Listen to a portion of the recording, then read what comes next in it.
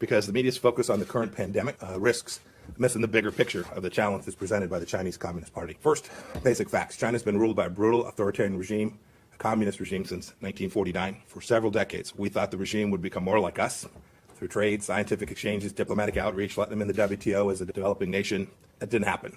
We greatly underestimated the degree to which Beijing is ideologically and politically hostile to free nations.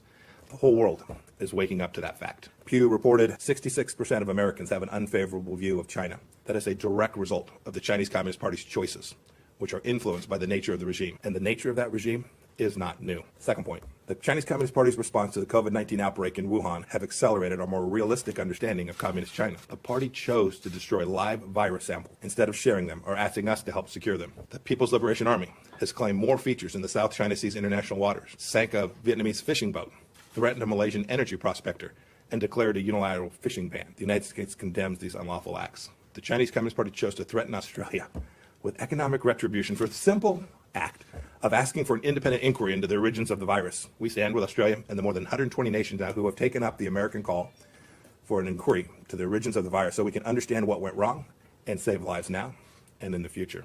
The Chinese Communist Party also chose to pressure the World Health Organization's Director General into excluding Taiwan from this week's World Health Assembly in Geneva. I understand that Dr. Tedros' unusually close ties to Beijing started long before this current pandemic, and that's deeply troubling. President Xi claimed this week that China's acted with openness, transparency, and responsibility, and yet, today, as we all sit here this morning, Beijing continues to deny investigators access to relevant facilities, to withhold live virus samples, to censor discussion of the pandemic within China, and much, much more.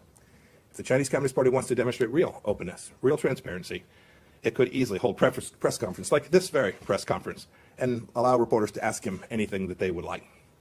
Third, China's contributions to fighting the pandemic are paltry compared to the costs that they have imposed on the world. This plague has cost roughly 90,000 American lives. More than 36 million Americans have lost their jobs since March.